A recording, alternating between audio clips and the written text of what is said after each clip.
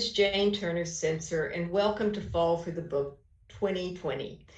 These free online events run from September through November. You can find the full schedule at fallforthebook.org, and be sure to follow us on Crowdcast. You can do that by clicking the Fall for the Book icon above this window and then clicking follow. Now it's my pleasure to introduce my colleague, Professor Cynthia Kierner, who is a professor of history at George Mason University. She is a prolific researcher and writer with 5 single-authored books, which is quite unusual in the field of history. In the 12 years since she has come to Mason, she has written a book on Martha Jefferson, Thomas Jefferson's daughter, and has co-authored another important book on Virginia women and co-edited 2 others. So she has been very busy, but here today she is going to discuss her newest book, Inventing Disaster. Okay, well, a happy topic for our kickoff Fall for the Book discussion. As Jane indicated, writing a book about disasters was a real departure from the sort of thing that I usually write about, which is Virginia women. But I have to say, the whole project sort of came to me by reading the newspaper and watching the news, where disasters are just, they're kind of always there.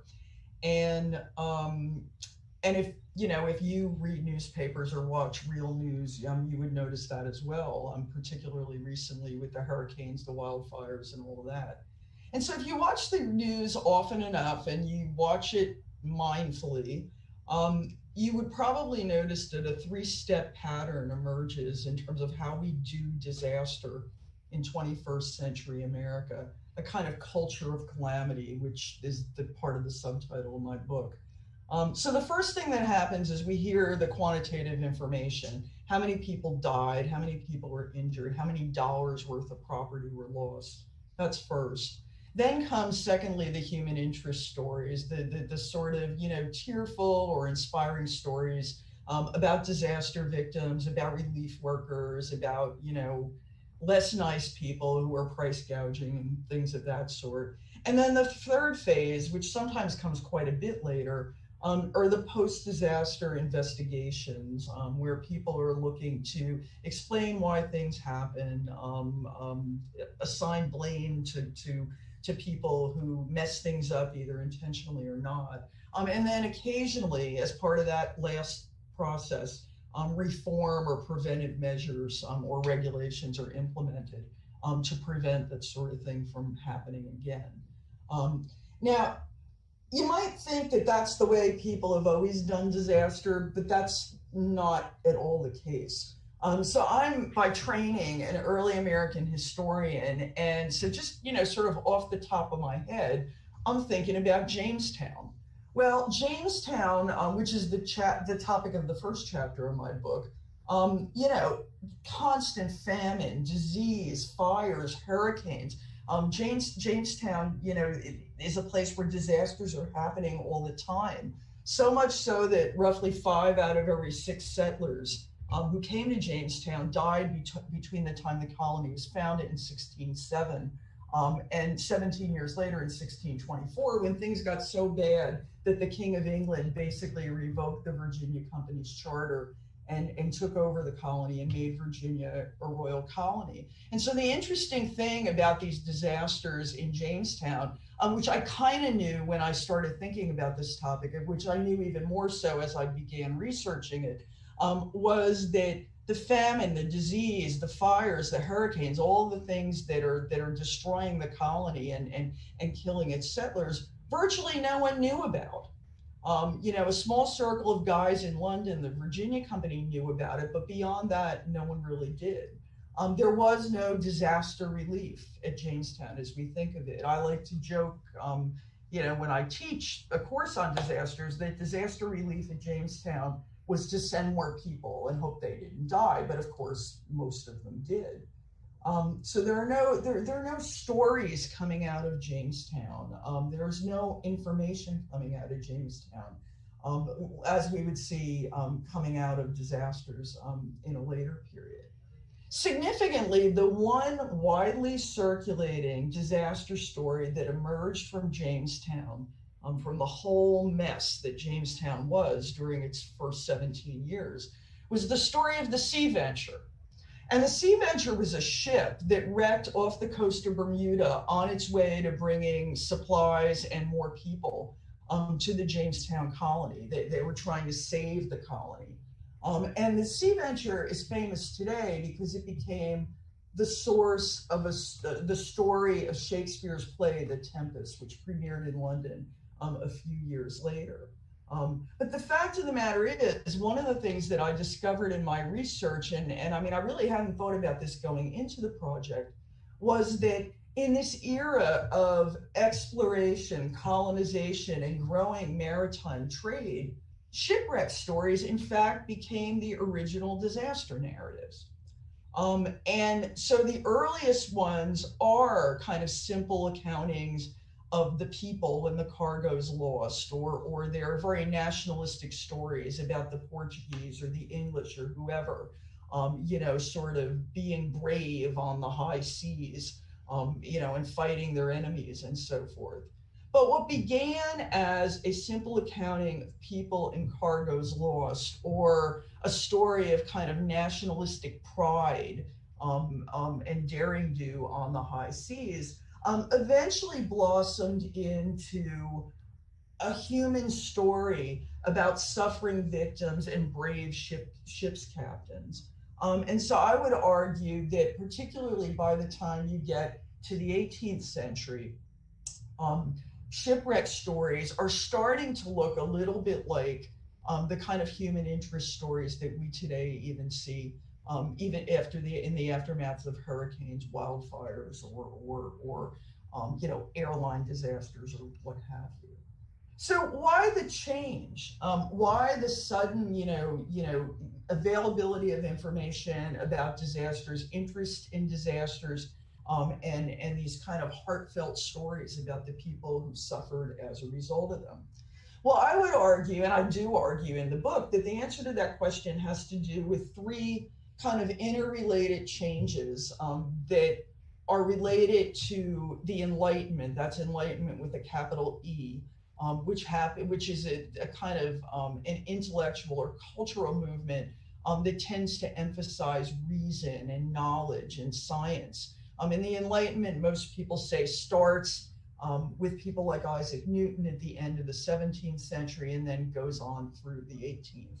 And so there are three things that come out of this Enlightenment culture that are really important to my story: information, science, and sensibility. And I want to talk a little bit about each of those things because it's really interesting. It seems to me all three of these things, information, science, and sensibility, still very much structure the disaster stories that Americans tell and hear in the present today. So first of all, information. Nobody knew what was going on in Jamestown, but people increasingly do know what's going on in other places when disaster strikes. They learn about these disasters initially through letters written by government officials, by explorers, by merchants, who were there and write home about what they see. But later, information is spread even more widely through print culture. And so I'm talking about newspapers, I'm talking about magazines, I'm talking about broadsides, sermons, scientific treatises, even novels, that revolve around, disaster episodes or what have you. So information. Secondly, science. One of the things that was central to the whole Enlightenment project was a new belief in human agency and progress. The idea that human beings could, use their brains, use their reason to understand the world and to make it a better place, which in turn inspired efforts to understand hurricanes, to understand earthquakes, to understand, famines and fires and other hazards, and also to find ways either to prevent them from happening or to, if they had to happen, to limit their bad effects. So science. And then thirdly, sensibility, a new appreciation for emotion and for sympathy for the suffering of other people. In the 18th century, people called this sensibility. And this idea of sensibility is most associated with the Scottish Enlightenment. And it was a key factor in explaining the huge popularity of sentimental stories and novels during this period. I mean, novels tended to be sentimental stories about human suffering, not necessarily involving disasters, but still, the idea is kind of the same. So that's the kind of cultural backdrop for the emergence of shipwreck stories and other sorts of disaster stories that look a lot more like the ones we're used to seeing today. In terms of a specific disaster, an event with a huge cultural impact, the watershed moment was the Great Lisbon Earthquake in 1755. I mean, it's a really big deal. I mean, most Americans today haven't heard of it, but it was a huge deal. It killed like 40,000 people. It utterly destroyed the Portuguese capital of Lisbon, which at the time was, one of the most opulent cities in Europe. Most scholars today actually consider Lisbon, the earthquake, the first modern disaster, and there are all sorts of reasons for this. First of all, news and information spread quickly about the disaster by letters, by newspapers. The information spreads. Maybe there's a disaster going on now. I'm sure you can hear those sirens. Anyway, nothing I can do about that, folks. Sorry, but there are a lot of them.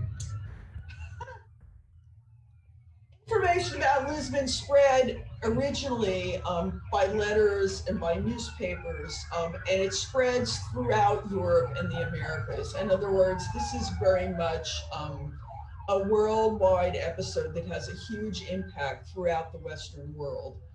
It elicits cultural commentary from luminaries as diverse as John Wesley, who you might know is the English founder of Methodism, and the much more secular-minded Voltaire, who is the author of Candide, obviously, takes place during, or I guess in the aftermath of the Lisbon earthquake. Suffice it to say that kind of anyone that you can think of as being literate and kind of famous during this period wrote something about the Lisbon earthquake. And although some people, notably clergy, viewed the earthquake as a sign of divine vengeance, the Lisbon disaster also led to sustained scientific inquiries into the causes of earthquakes, the physical causes of earthquakes, and also led to scientific observations about buildings and how you could build buildings to be more stable. So when Lisbon is rebuilt after the earthquake, they bring in scientists, they bring in engineers, and they really sort of think carefully about how they're going to rebuild the city in the hopes that even if another earthquake does come, it's not going to cause the same amount of suffering and ruin. At the same time, affecting stories from Lisbon tugged on readers' heartstrings and inspired unprecedented number of visual images. There are literally like close to 100 visual images of the Lisbon earthquake, which at the time was really, really uncommon. The 18th century is not quite a visual culture as Western culture would become in the 19th century. And the Lisbon earthquake also significantly gave rise to the first international disaster relief effort in world history. And so that to me is really important. And it's really important for my book because my book is focused on the English-speaking world, which in this period means Great Britain and its colonies in North America. So for my purposes, what was most important about the Lisbon earthquake's impact was its impact in the English-speaking world and especially in the British colonies in North America, because that's where my story is going and where it's based. The Lisbon earthquake resulted in unprecedented government leadership in disaster relief. When King George III very publicly sent a gift of £100,000 in money and provisions to help the Portuguese. And you got to understand that George II, the guy who's doing this gift, was not one of your glamour kings, right? I mean, he was in his 80s. He only spoke German, but he does this very sort of public offering of a really huge amount of money and provisions to help the Portuguese. And on both sides of the Atlantic, his subjects praised him, again, very publicly, for his generosity. And the generosity of the king fit very nice with their emerging sense of themselves in Great Britain as a uniquely enlightened and benevolent people. So, by the king's giving this money and giving these goods, Britons, both in America and in Europe, could feel that in fact they were, they were benevolent, they were superior, and they were good people. Colonists in America just lavishly praised their benevolent monarch, and at the same time, they came to expect relief from the mother country when disaster struck. And significantly, that's something that colonists had never previously either expected or received. But if you look at what happens in the colonies after Lisbon, which is 1755, the 20 years or so between Lisbon and the Declaration of Independence in 1776, you would find that colonists suddenly are looking to London for relief after hurricanes, floods, and fires, and that they typically did get some assistance, either from philanthropic committees of merchants and clergies that organized to help them, or sometimes from the king and parliament. And so in the book, I look at a fire in Boston, a fire in Montreal, an amazing flood in Virginia, and hurricanes in the British West Indies, all cases in which these transatlantic bonds within the British imperial community yielded some sort of disaster relief for people in America. But disaster relief within the British Empire was both a form of philanthropy and a political tool. The quality and quantity of assistance that people got was situational. For instance, the unprecedentedly massive hurricane relief package that Parliament sent to the British West Indies in 1780 was a political dividend that colonists in Barbados and Jamaica had earned by their loyalty to the king and empire during the American Revolution. They could have declared independence too, but they didn't. And so disaster relief after the 1780 hurricane was at least partly a way of, the people back in London saying, okay, you were loyal to us, we're going to take care of you as well. And government-sponsored benevolence and disaster relief, in fact, became pretty much standard practice in the British Empire after the American Revolution was over. And it remains standard practice until the Irish potato famine. And then obviously that's a whole big thing that changes things once again. Now, Americans who declared their independence in 1776 went in an entirely different direction. The response to the yellow fever epidemic that killed more than 5,000 people in Philadelphia in 1793, I think is kind of instructive, in part because this epidemic was the first test of how American governments would respond to a deadly disaster. And interestingly, at the time in 1793, Philadelphia was the home to three governments: local government, state government, it was still the capital of Pennsylvania at the time, and federal. And the response of all three governing bodies was basically to run away, to flee the city, leaving citizen volunteers to tend for the sick and to bury the dead.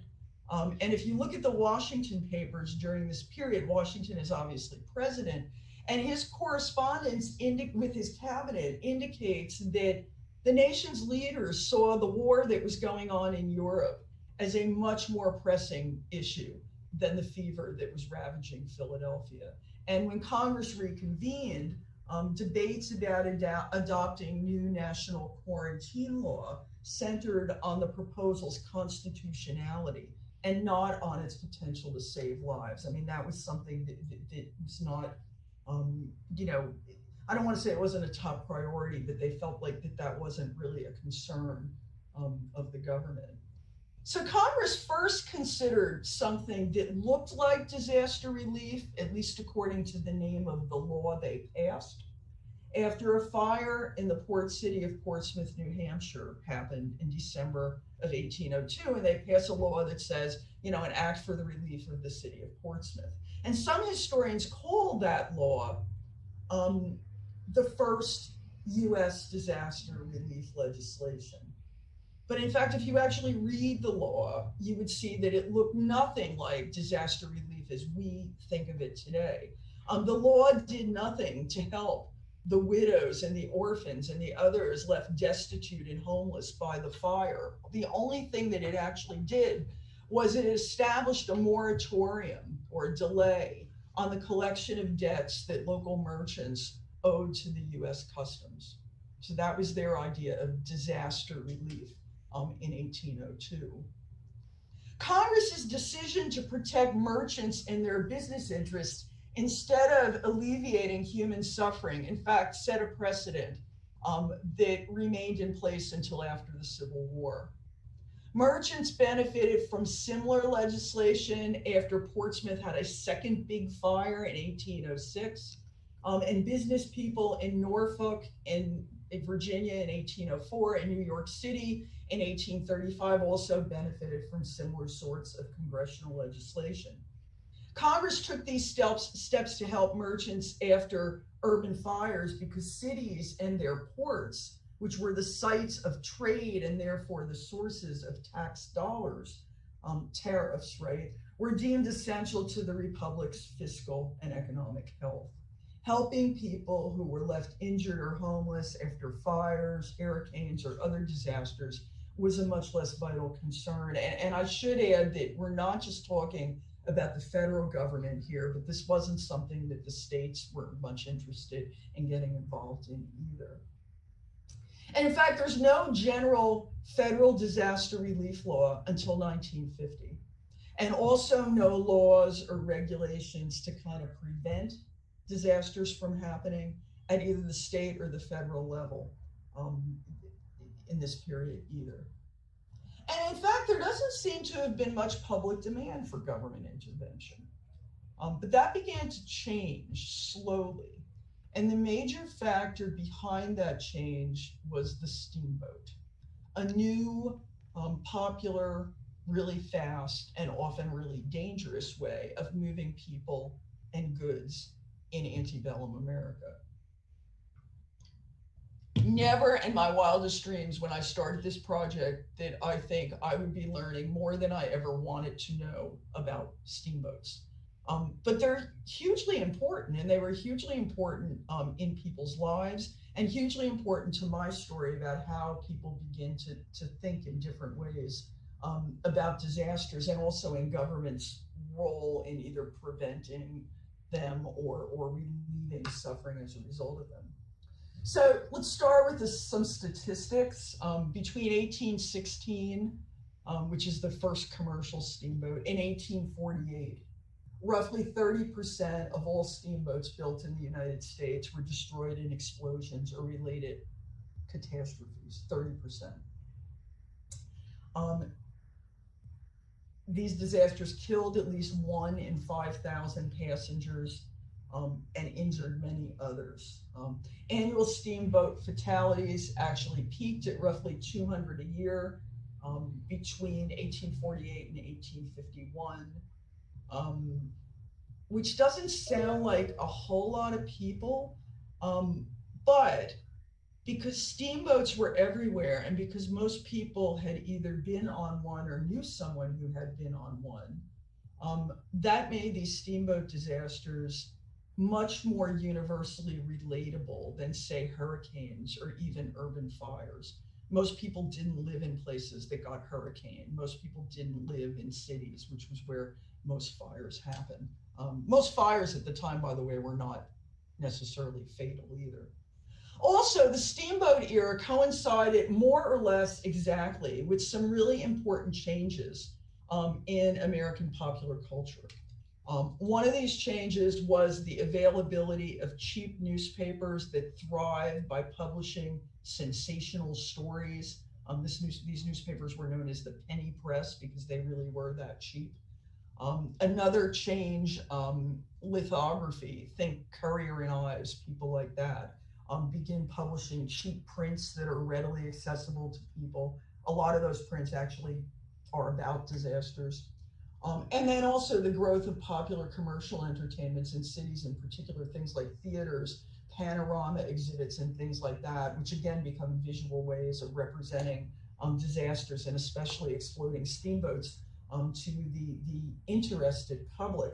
So the end result was that sensational words and images of exploding steamboats and mangled bodies were everywhere in antebellum America, and they really, really liked that word mangled. And they would you didn't even have to have a picture. I mean, some of the writing was so graphic and so visual that they would talk about the mangled bodies and how one guy's head landed on the sidewalk, but his body was like somewhere else entirely. It was pretty gripping stuff. And so exploding steamboats and the stories about them generated public demand for Congress to intervene to impose and enforce some kind of safety standards. So the first law that Congress passed in 1838, as it turned out, was totally ineffectual. The second one that was passed in 1852 was much better and actually ended up saving lives. These laws were really important because they represented the first federal regulations of private industries. And with the entry of government into the disaster business, they also represented an important step in the emergence of what I'm calling a modern American culture of disaster.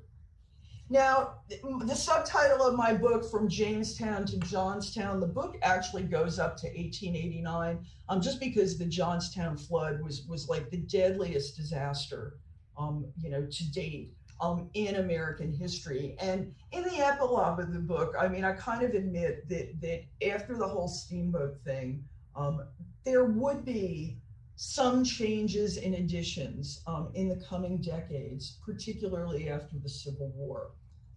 The role of the federal government expanded, but at this point still kind of at an ad hoc basis, to address the challenges of Reconstruction in the southern states in ways that set important precedents for federal disaster relief. For instance, when there were droughts, when there were insect infestations, when there were floods, the federal government begins to send money, which makes federal disaster relief after the Civil War a lot more common than it was before, but still not nearly as common as it would become a century later. Congress also, provided funding not only for the South, but also for places like the Midwest and the Great Plains that were devastated by floods, tornadoes, and other disasters. And in the 1880s, the Red Cross became America's go-to provider of disaster relief, coordinating its efforts with federal, state, and local authorities. And so that obviously is another big piece of the puzzle, because even today, the Red Cross is an important partner in the disaster relief effort. So I said I was going to talk for about 30 minutes. I think we're getting on about 30 minutes now. I've kind of gotten you to Johnstown. So I think I'm going to stop. I'd be happy to take questions, but I guess the main takeaway in terms of the connection to my book, between my book and the disasters that are in the news these days, is that we still talk about and think about disaster in much the same way as the process that I'm describing the origins of this book, and that in many ways, these 18th century ideas from the Enlightenment, information, science, and sentiment, are still very much a part of the way our culture operates today, even though other aspects of that culture of disaster, such as the scale of disaster relief and government's involvement in it, and the speed with which we get our information about disasters, has obviously changed in our more modern times. Thank you. I can't Thank hear the applause. Oh no. Thank you. Thank you so much, Professor Kierner, for taking us through several centuries of disasters, one after another. You raise a lot of interesting questions. I wondered if you would like to talk a little more about the European response versus the American response that you see in really emerging in the 1700s. Uh, why are the Americans concerned only about the merchants? Well, I think the British response is probably more of the outlier, or more of the change, right? So, and the European response generally, which I know a lot less about. Um, I mean, it seems to me that when Europeans decide they're going to do disaster relief, one side of that story is that, look, I mean, we're good people, we're good Christian people. We believe in the idea of benevolence. The fact that other people's suffering, sort of leads to this outpouring of benevolence shows everybody that we are virtuous people, and that's something that we want to be. But I think the flip side, which is actually way more important and I think kind of instructive for the way modern countries do disaster relief as well. Disaster relief is a way of promoting social order. So in the islands, Jamaica and Barbados, when they have a hurricane in like a really, really historically bad, I think it's still the worst hurricane to have happened in that part of the world in 1780. On the one hand, the British government is saying, yeah, look, you stuck with us and we're happy about that and we're going to show you how benevolent we are. But on the other hand, they're looking at these incredibly valuable islands, which very easily could have declared their independence with the 13 on the mainland. They're looking at the fact that these places are majority Black and they're fearing slave rebellion, they're fearing upheaval. And so disaster relief is also a way of feeding people and keeping people, if not happy, at least maybe just sort of keeping them from being rebellious. The same thing, I think applies to disasters in Europe, where population density is a whole lot greater than it is in North America. And if you have like a lot of angry people, a lot of hungry people, one of the best ways to sort of maybe not have them rioting in the streets is to send them food after a fire, to send them, help or whatever. Whereas, one of the things that's really interesting, about the post-revolutionary United States is that the overwhelming majority of the people do not live in cities. They live in areas where population is not terribly dense. They live in places where, because the population is not terribly dense, even information about disasters are, slower to reach people. So, I mean, one of the things that I really assumed would be a big theme in this book, particularly in the early 19th century, when you get really just this flood of print culture in the United States, are hurricanes, right? I mean, so like hurricanes are like always in the news now. Why wouldn't they be in the news then? Clearly they had hurricanes. Historians were studying hurricanes. But it turns out that most of the hurricanes in the 19th century happened where there weren't large numbers of people living. So if you have 10 people, living at the Jersey Shore and their huts get ruined, I mean, if you're the government, you might be sympathetic, but you kind of don't have to worry about them. What do they do? 10 guys are going to riot? Well, you know what? They're not really much of a threat to us. And even with, urban fires, which clearly do happen really often, one of the interesting things about urban fires in this period is that they're not deadly. I mean, we tend to think of the Triangle Shirtwaist Fire as the kind of, quintessential urban fire. Well, that's 1911. In my period, fires are frequent because people still build with wood, but they're not deadly because buildings tend to be low. So, I mean, I think that there's a lot of things about the way, society is constructed in Europe, demographically and otherwise, that makes disaster relief not only a good thing for governments to do, but a smart thing for them to do. And those issues just don't like really fit in the United States. Yes, well, I think in your book you show very well the political aspect of some of the English government's disaster relief. Uh, I suppose also the American government doesn't have to show itself benevolent in the same way. It shows its benevolence by keeping out of people's affairs, even if they need help. Yeah, that's Um, that's absolutely right. I think that that's absolutely right. I mean, benevolence, implies inequality. I mean, benevolence means, okay, I'm richer than you, I'm more powerful than you, I'm smarter than you, and because of that, I have to take care of you.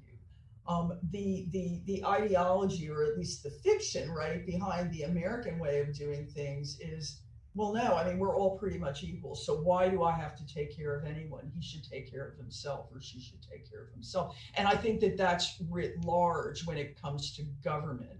What does happen in the aftermath of fires, where again, property losses are great, human losses not so much, is these local ad hoc committees form, and they try to raise money to help suffering people. And that actually does work better in the aftermath of fires. I mean, Philadelphia during yellow fever is kind of a mess, and that's a really different thing. But this whole idea of voluntarism, is something and as a result, once you do have people in cities building buildings that are taller and therefore more dangerous, there are some people, who are concerned about fires and who want to implement building regulations, to prevent them from becoming deadly. Look, if we have to have fires, at least not have them be deadly. But then on the other hand, there's pushback against that sort of regulation in most cities. And the really interesting thing about the steamboats is that there really is, by the time you get to the 1840s, 1850s, the only ones who are really opposing steamboat regulations are the steamboat operators. Insurance companies are all for it, right? Because they're sick of paying out for these exploded steamboats. I mean, it really is utterly uncontroversial.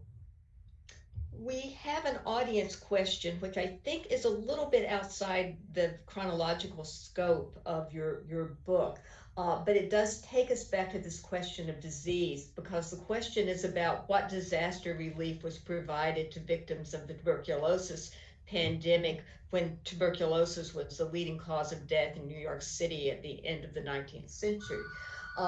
This takes us back to other sort of pandemics, such as the cholera of mid 19th century and yellow fever, but diseases do not really evoke the same kind of response even into the 20th century, do they? Well, I mean, I think that,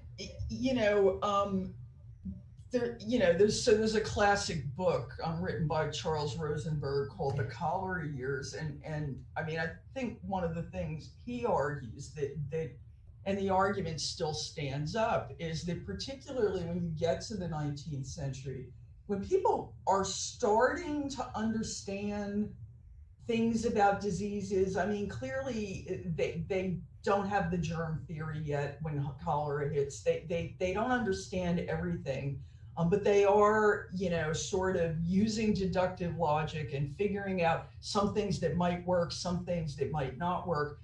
There is a tension, right, between, and this shouldn't surprise anyone, between the scientists or the people who are scientifically oriented, and they're, sort of figuring out that, well, okay, quarantine will work or this will work. And on the other hand, people who were skeptical of their findings. So, cholera, and the cholera years is mostly about New York. Public health people are, trying to set up hospitals. They're trying to implement, some sort of regulations. And, what comes out of this is the creation in many American cities and in cities in Canada and elsewhere as well of boards of health. So, like public health professionals. So, by the time you get to tuberculosis, by the time you get to influenza, public health is a thing. I mean, it's an idea that people think that government has some role in it, but there's still, all kinds of struggles in terms not only of, people's skepticism of science, but also, the inconvenience or the expense of implementing, suggestions that might prove useful or worthwhile. Does that, Yes, yeah. that's very Go interesting. figure, go figure. Yes. At one point in this research, you were undertaking research at Windsor Castle in England. Uh, can you tell us about that experience? And uh, I think it was not a disaster, is it? Oh, it was, well, I mean, it actually kind of was. So, I mean, there there's this wonderful project called the Georgian Papers Program, to take the papers of King George III, who lived for a very long time and was on the throne for 60 years. So we're talking about an enormous Yes. corpus of papers, and to digitize them and make them freely available. And the idea of, and some of them are online. So if you Google Georgian Papers Program, you can see what I'm talking about if you're interested. And so part of the idea behind the fellowship program was to get fellows there looking at the papers and just sort of, taking notes about cool and interesting things that were in them, because the corpus of papers was like so huge that even scholars who worked with them really didn't know what was there. And so I applied for a fellowship thinking that, oh my God, the British are sending all of this aid to the colonies. There's this whole big thing about, the Lisbon earthquake, about the West Indies hurricanes.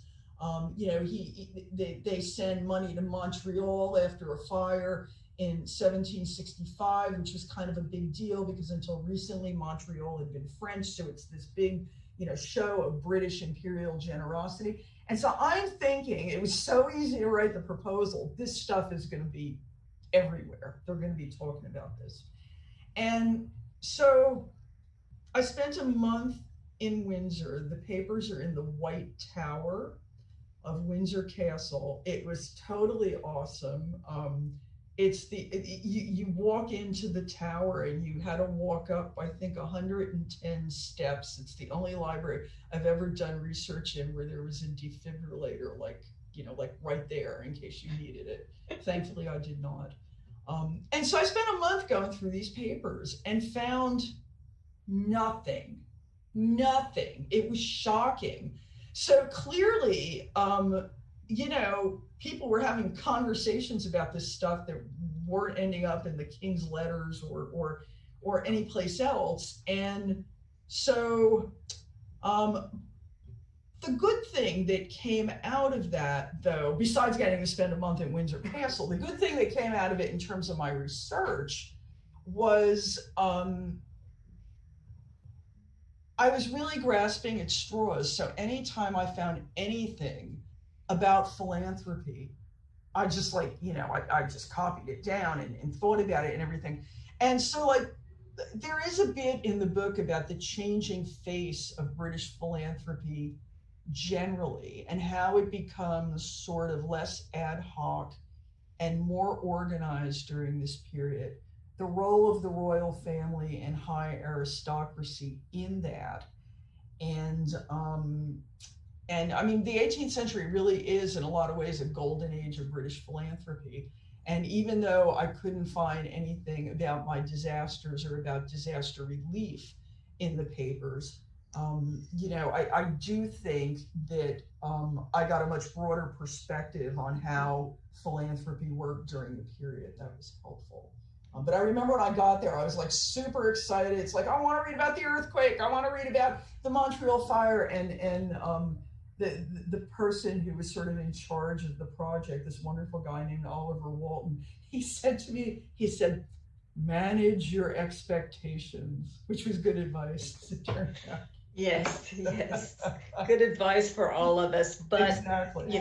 thank you for talking with us about your book, which is a wonderful read and keeps one on the edge of one's seat. Thank you all for uh, interacting with us. We know you're out there, and for attending Fall for the Book. The book has good pictures. Thank you, Jane. Oh, it has wonderful illustrations.